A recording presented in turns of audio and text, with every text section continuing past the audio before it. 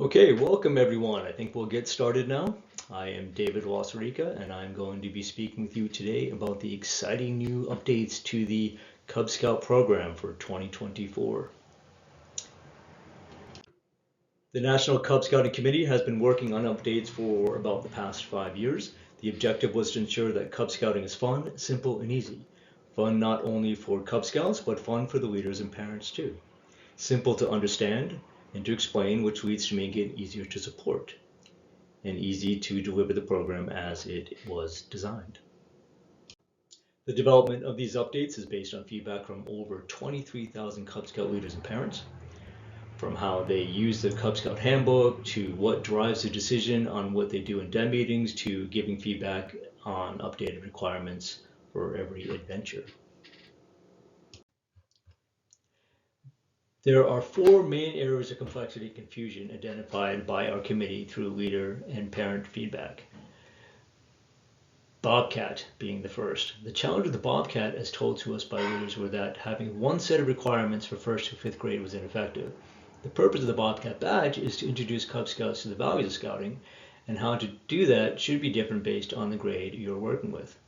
Den leaders are challenged with what to do if they have Cub Scouts who have already earned Bobcat and some new Cubs that may have joined the den who have not. Cub Scout adventures.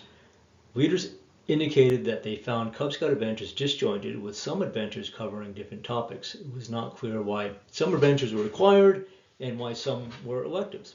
Leaders also indicated that they wanted more elective adventures. The WeBOS program was found to cause a lot of confusion. It doesn't follow the same pattern as the other ranks of being specific to a grade level. It was 2 years. WeBOS was designed to prepare Cub Scouts for Scouts PSA, but does it really take that long to prepare a Cub Scout to join a troop? As the committee was listening to the field, a fourth area of improvement came to the committee's attention, and that was the Cub Scout awards. Leaders indicated that they don't focus on the awards. Awards are not in direct line of sight of a den leader or a pack leader, and do not drive the behavior to explore the topics of these awards. On an average, only 1.5% of youth actually went ahead to earn the awards. So as you all know, currently there is no consistency between ranks as to the amount of required adventures versus electives. So going forward, to earn each badge of rank in Cub Scouting, it's the same. Each will earn 6 required adventures and 2 electives. The 6 required adventures are focused on the aims and methods of Scouting. The 4 aims of the BSA are character, leadership, personal fitness, and citizenship. The focus of the BSAs include the outdoors, personal safety, family, and reverence. Now you can easily describe what Cub Scouting is to new parents and families. In Cub Scouting, each grade level has a special badge that they're working towards. And to earn that badge of rank, the Cub Scout earns the 6 required awards called adventures that are based on the values of Scouting, and then 2 adventures of their choosing. That's it. No other requirements. As you may have noticed, each of the required adventures has a hands-on activity that is required across all ranks. In this example, the outdoor requirement adventure has a requirement to take a walk. We use the word walk instead of hike to demonstrate how simple the requirement is. If we use the word hike, we found that most people think of it as, wilderness adventure. They have to go out and buy special equipment, special backpacks, special boots. But the purpose of this venture is really just to get the Cub Scouts outside. This could be in a rural, urban, or suburban environment. A walk in the local park, or it can be a hike on a wooded trail. But the great thing about it is that the required adventures were designed to make it easy for den leaders who may have multi-rank dens. So if you have maybe a tiger and wolves that meet together, it's similar across the board with a little bit more advancement in the requirement. So this is also great for planning a pack activity. So you can plan a pack hike and each of your ranks can achieve the requirement for the adventure. So, for example, the lions have to go for a 20-minute walk, but by the time you get up to the Webelos area, they're going for a 2-mile walk. So you can kind of break off as you're going along.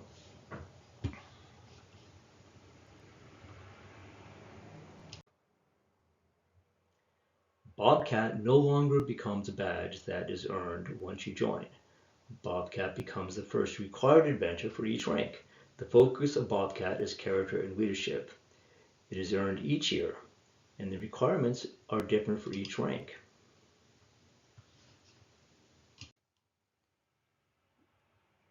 There are now age-appropriate requirements for each rank that change a little bit progressively as you increase. But there are still similarities across the board. So the basics are get to know the members of your den, scout oath and scout law, and go over the how to protect your children from child abuse with your parent. With the update to Bobcat, the look of the Bobcat was also refreshed. So it's no longer a badge. From ranks lion through bear, it's a belt loop, and Webelos and Arrow of Light, it's a pin. Webelos being the diamond and Arrow of Light being an arrowhead. And as I kind of alluded to before, once you get to the Arrow of Light rank, the requirement is to visit a Scouts BSA troop. So completing the Bobcat adventure may take a little bit longer, because as far as when it's going to be scheduled. But in the meantime, the Arrow of Light Scouts can continue to work on the requirements for the other adventures as they're completing their Bobcat. In addition to required adventures, all elective adventures were reviewed and simplified. In this example, these are the old requirements for Code of the Wolf. It takes 2 pages to display the requirements, which makes the adventure look like it has a lot of requirements. The fact is, this adventure only has 5 requirements. The inclusion of options makes it look much more complicated than it is. With the updated program, there are no longer options for requirements. On average, adventures will have 5 requirements. That's it. Requirements were written to focus on the outcome and allow flexibility and creativity in completing the requirement by the den leaders in the den. Here we have some iconic images of Cub Scouting, and it's what most families in prospective youth think of when they plan on joining Cub Scouts. But in reality, bike riding is only an adventure in 1st grade, and fishing is only an adventure for the bears in 3rd grade. And our most iconic activity, the Pinewood Derby, it's not even really technically part of the program. So now they have been added as elective adventures for all ranks. So these, again, they can be done at a pack meeting, they can be done at a combined den meeting. So whenever we have a Pinewood Derby now, each rank is going to get a belt loop or the pins for the Webelos in our way. The committee also wanted to ensure that we had the elements of STEM in each of the grade levels. So we had some gaps, mostly in engineering and math. Now we have science, technology, engineering, and math elective adventure available in every single rank. So here are some of the new electives across all ranks that are based on the popular activities. So bold indicates the new adventures that have been added, and italics indicates the existing adventures. So you can see that bike riding was only available for tigers. Fishing was available for bears. Swimming was available for wolf Webelos. Now there's an opportunity for all these activities across all of our ranks. We started talking a little bit about this before, but only about 1.5% of Cub Scouts actually earn the awards. And the objective of the awards is to create awareness of the subject that they represent. And the ideal is to have the greatest number of Cub Scouts exposed to these topics. We know that any given elective adventure is earned between 15 and 25%. So by reimagining the awards into elective adventures, we expect to increase the number of Cub Scouts who experience these topics significantly. The awards were broken down into two categories. There were the ones that they just didn't have any desire to achieve based on the way that they were set up, or that they were doing them anyway, but they didn't bother filing the paperwork to be recognized for it. So now, here are the awards reimagined into elective adventures. And again, they will be available across all ranks. So now there's a camping activity. There's a summertime fun activity, except for the Lions, because the Lions typically don't start until the end of the summer. Then the World Conservation is also being reimagined into an elective adventure. So these are all great opportunities for the packs and the dens to continue working with their scouts over the summer and to keep them engaged. So here we have them. All of the new and updated elective adventures. You'll notice that there are 16 electives for the Lions and for the Arrow of Lights, because both of their programs are a little bit shorter than the other ranks. We'll get into the Arrow of Light program updates in a bit. But the lighter colors are the existing adventures that have been touched and updated a bit. And the mid-range colors are the new adventures that have been introduced. And the darker colors are our shooting sports. So now let's talk a little bit about the Webelos and Arrow of Light. Arrow of Light now becomes a standalone badge of rank, separate from the Webelos. The Webelos will be a 4th grade program, the last program dedicated to being a Cub Scout. It will no longer be part of preparation to cross over to a troop. The Arrow of Lights, on the other hand, that's the sole purpose of that 5th grade year, is to get them ready for crossover to Scouts BSA. And the Cub Scouts may not begin working on the Arrow of Light until they have completed the 4th grade. The updates to the Arrow of Light program were done in collaboration with the National Scouts BSA Committee. So instead of one adventure based on preparing for Scouts BSA, the complete Arrow of Light program is designed to prepare them for that transition. So the requirements for adventures were designed to keep the program consistent with crossing over into the troop in late February, early February, with the hope that they will be fully integrated in their troop by the spring and getting ready and excited to go off to summer camp. So for example, the Bobcat for Arrow of Light is all about learning the patrol method, coming up with a patrol name, electing patrol leader.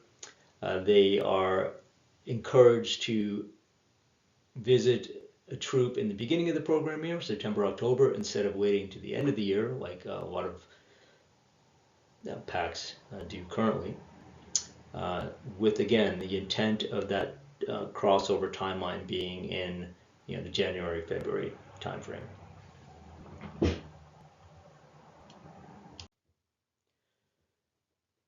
So with the Arrow of Light as a standalone badge of rank, it will have its own handbook. The Webelos and Arrow of Light will no longer share elective adventures, as we talked about a little bit before. And the other cool thing is that the Arrow of Light handbook will also include the content of the requirements for them to earn the Scout badge of rank when they cross over to a troop. So they can kind of get a head start. They can't actually earn the rank.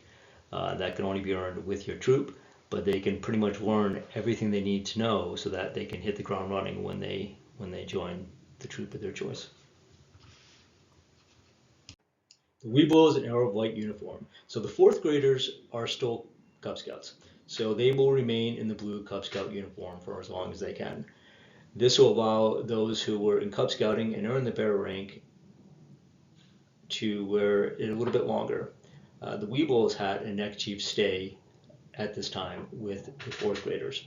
However, the 5th graders do not wear the tartan hat or neckerchief. If they want to wear a hat, they can wear the Scouts BSA hat, but they are no longer Cub Scouts. They are preparing themselves to become Scouts BSA.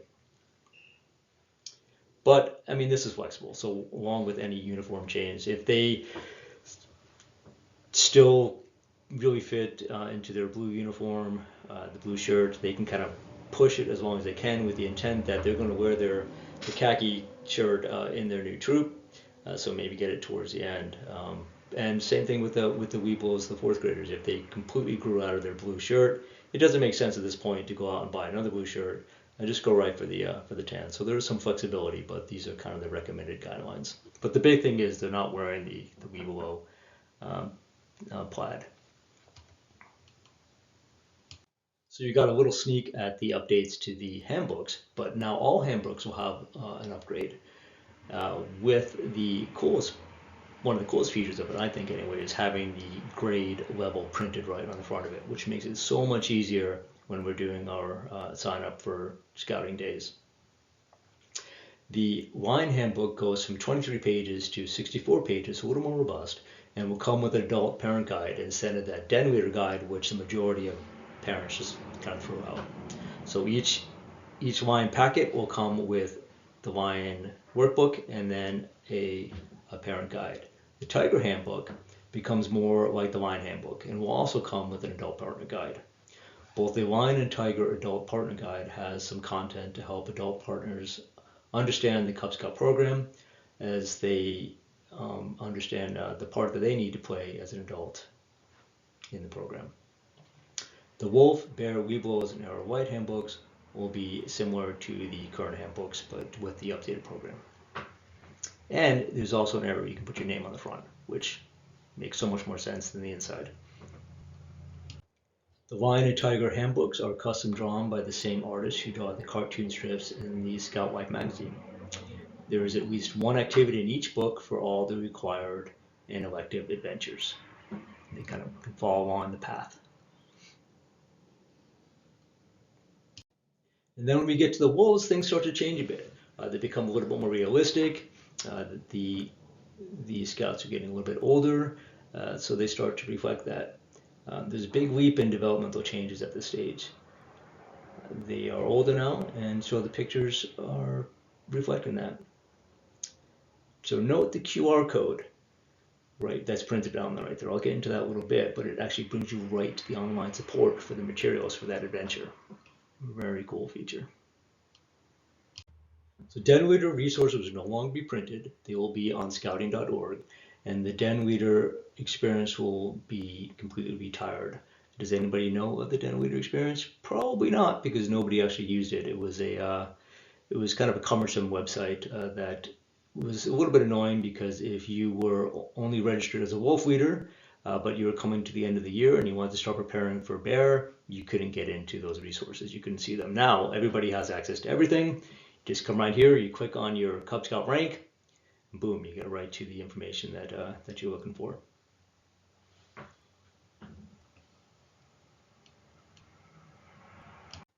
Each badge of rank will have its own landing page, and there is easy access to this page by that QR code that I showed previously that's printed in the book. There will be an obvious visual that Bobcat is designed to be the first required adventure. Then a list of all the other required adventures and elective adventures. From here, you choose what adventure you're working on. Each adventure will have its own landing page, and on the adventure page will be a snapshot describing the adventure safety items and the requirements. There will be direct links to key safety items and policies that are to be followed, putting safety in the direct line of sight. Below the requirements will be 1, 2, or 3 activity cards. Activity cards are activities that can be done that meet the requirement. You choose only one activity card per requirement to complete the adventure. The activity cards have icons that will help a den leader at a glance choose an activity that best matches their resources. The first icon indicates if the activity is indoors or outdoors, or if travel is required. The second icon indicates how active Cub Scouts will be on a scale of 1 to 5. 1 indicates that Cub Scouts will be listening, and 5 indicates that Cub Scouts will be very active, like playing kickball or something like that. The third icon indicates how intensive the supply list is on a scale of 1 to 5. 1 indicates that there are no supplies needed, and 5 indicates that there are unique major supplies needed and may be a little bit require a little more planning. The fourth icon indicates how long it'll take to prepare for this activity on a scale 1 to 5. 1 indicates that there is no prep needed, and 5 indicates there is something that needs to be done weeks prior to the activity. For example, a trip to the fire station needs to be planned weeks ahead and would be a 5. At a glance, a den leader can choose an activity that meets the requirements based on the resources they have for that meeting. So as a recap, each event will have a landing page, also making it easier to access in the future with a QR code. On the adventure page will be a snapshot describing the adventure, safety items, and requirements. There will be direct links to key safety items. Below are the requirements through activity cards. Activity cards are activities that can be done that meet the requirement, and you choose only one card per requirement. There is no need to update your uniform with this current program, but the one change is the placement of the badges. Again, if you've already started earning your badges and they're on a uniform, you don't need to change them, just keep them as they are. But going forward, instead of the badges being in their own specific location based on the rank, it goes on in the order of when you earned it. So the first rank is at 12 o'clock, second rank is at, 9 o'clock, third is 3, and the fourth is at 6 o'clock. So it used to be that Bobcat was at the top, and then it would, then you'd have Lion, and then you stick Wolf on the side, and now it just goes in order of how you earned it. You can keep up to date on all these changes by scanning this QR code here, and it will take you to that site, which has direct links to Cub Scout Chat Live, we'll have the schedule of the rollouts. But again, this is all meant to be fun, simple, and easy. And I think they've accomplished that. I think they did a pretty good job with that. So there we have it. That is an update to the Cub Scouting program. Fun, simple, and easy. I am happy to meet with any of your den leaders or committee members at a den leader committee meeting, either in person or I can set up a Zoom. Feel free to contact me via email or just give me a call. All right, so now we will open this up to some questions. Quick question. I'm sure a lot of us are thinking the same thing. Why is this all starting on June 1st and not September 1st when we resume our Cub Scout year? Because the majority of ranks, that's a great question, bro. The majority of ranks are usually completed in June. So then they can start working on their summer activities or the next rank. I know there are some schools that obviously would go, especially Massachusetts, that go into the end of June. So maybe they'll continue to work on their ranks at that point. So you do have until August 31st to enter your ranks into the system. But the hope is that you will complete your rank and rank up by June, so you can have your advancement ceremonies and start working on the summer activities.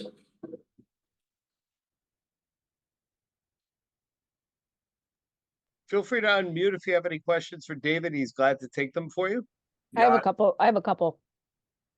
I do too after. All right, so Kristen, go ahead. So I'll just ask one because I have a feeling maybe some will overlap because Jackie and I tended to think alike. So how is Scoutbook going to be adjusted to fit this in? I feel like we're just finally grasping how to use Scoutbook and navigate Scoutbook. Are there going to be any major changes in the Scoutbook interface that are a reflection of the changes?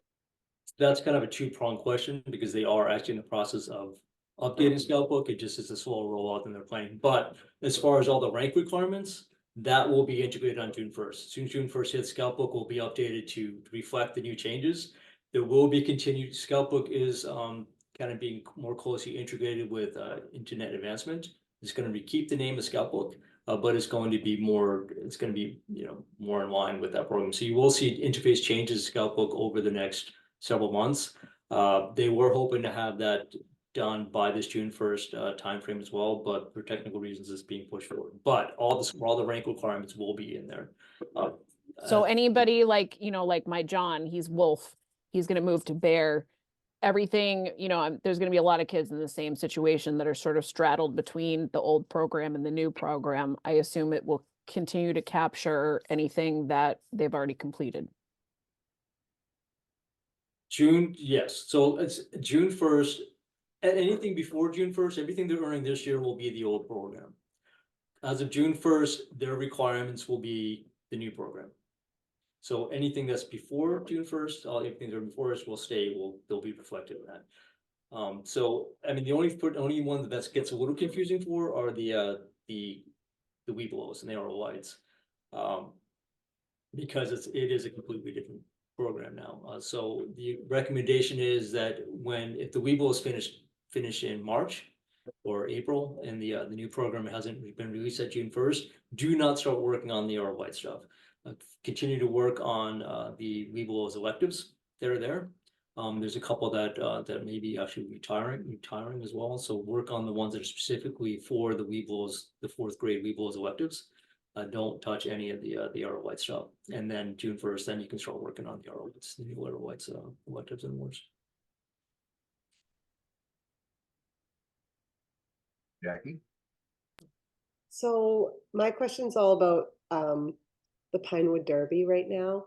So with the Arrow of Lights crossing over into the troop, January, February, that's the goal. That's like really early for our pack. So it's easy, if we kind of, change our ways and do the Pinewood Derby earlier. Do you think council would do their race earlier now that knowing that we're pushing for? So I mean, because I just don't want, or should we say the Webelos is their last year to do the Pinewood Derby? That is basically what's going to end up happening, because the idea is that they should start being really excited to join the troop. That the Pinewood Derby, although that would be a great thing to participate in, their mind should already be about be joining that troop, becoming a Scouts BSA scout, and getting ready for camp and all that kind of thing. So Webelos is their last year as actual Cub Scout. Okay. And that would be their last big real Pinewood Derby adventure. But that being said, it's encouraged that they cross over in February, and the program's kind of designed for that, but it's really still is February to March.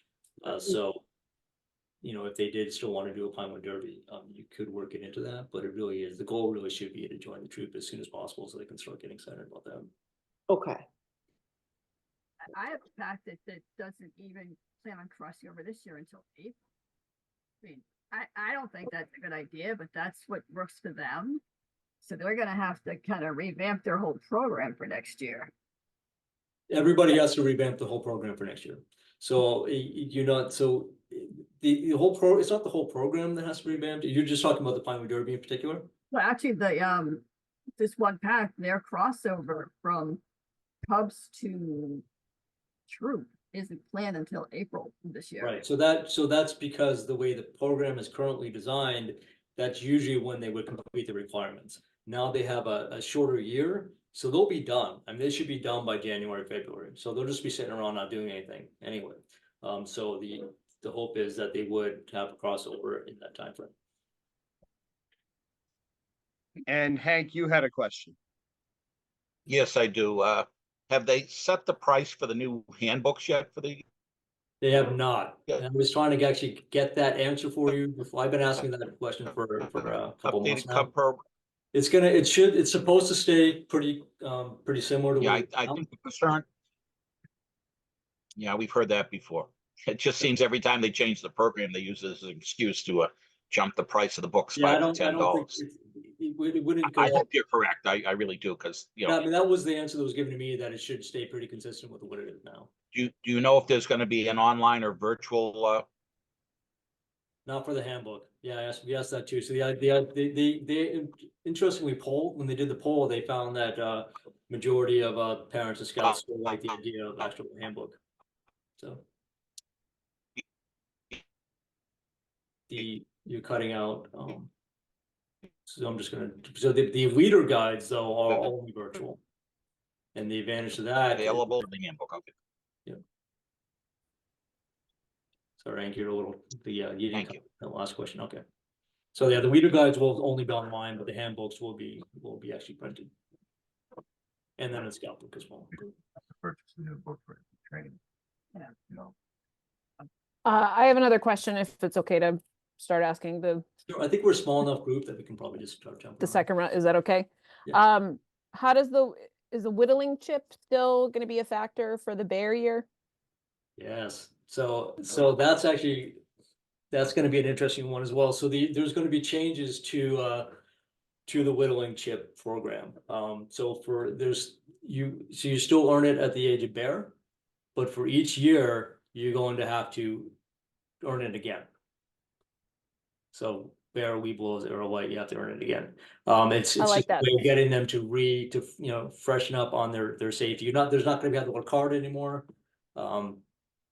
But they want to encourage everyone to kind of get a refresher course before they can bring it each year. So that is one of the updates.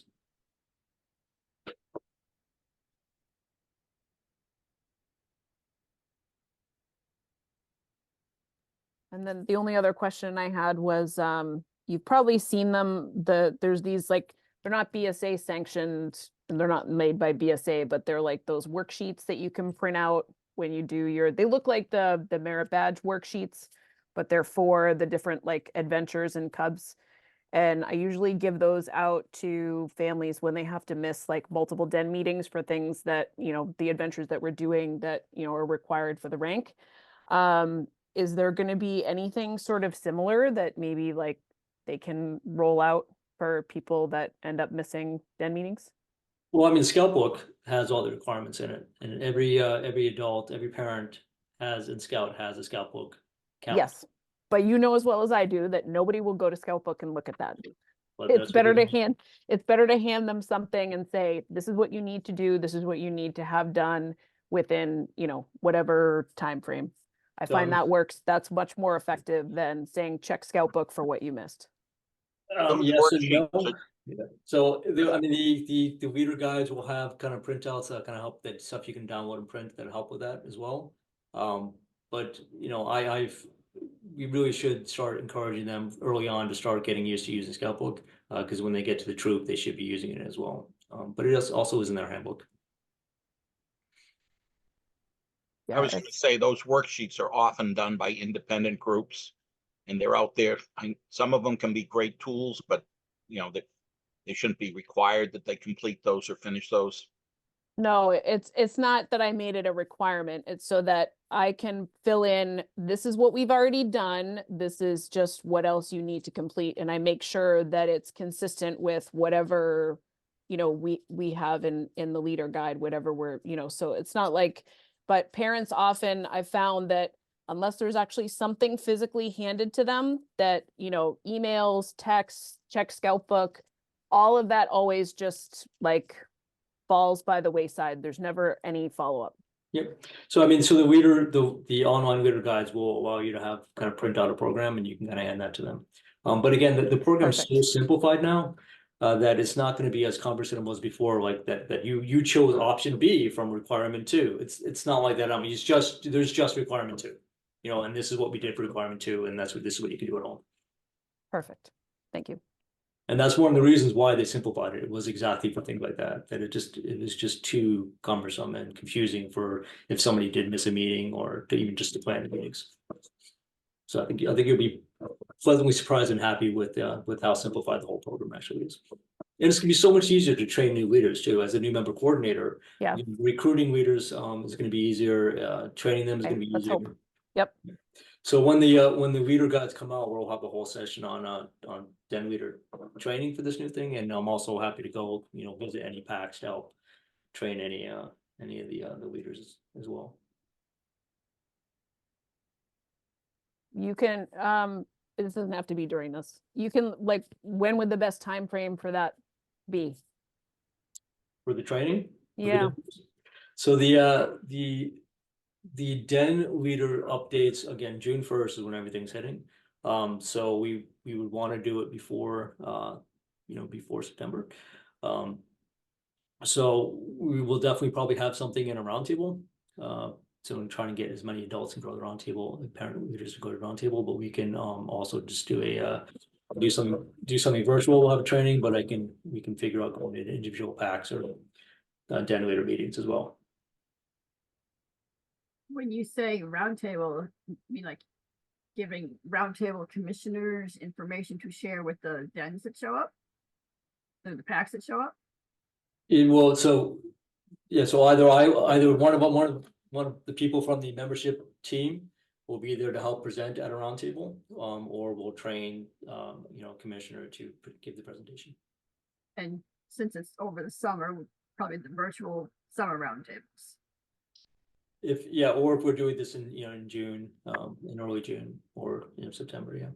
Yeah, maybe the July roundtable might be a good time for this Yep. discussion. Yeah. And then we'll also have, we'll have sessions like this, virtual sessions like this, which will also have training. Run by me.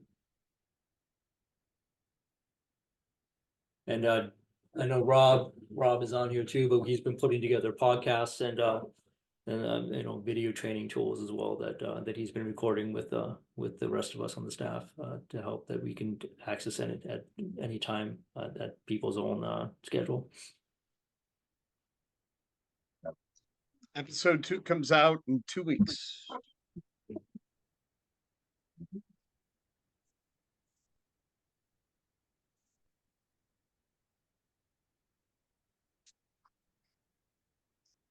Trying to see if there are any other questions that came in over emails that might be relevant to you guys.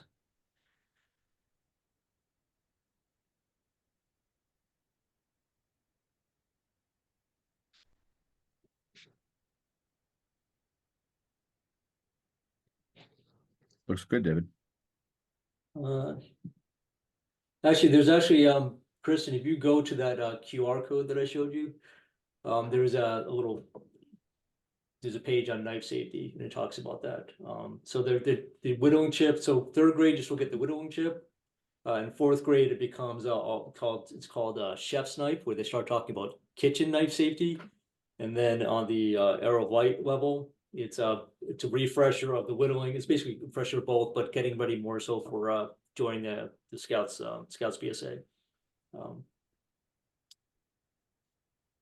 And they start learning. That's when they don't actually introduce the axe, the stuff that you learn in the Scouts BSA, but they kind of talk about it a little bit. And I know there's some confusion, I think it was mentioned at a couple of the roundtables that they are not, even though they're basically learning all the stuff you need for Scout rank and Arrow of Light, they are not earning the Scout rank. That has to be earned at the troop level, but they're basically ahead of the game. So by the time they get there, they can earn their Scout rank almost immediately when they join a troop because they'll already know everything.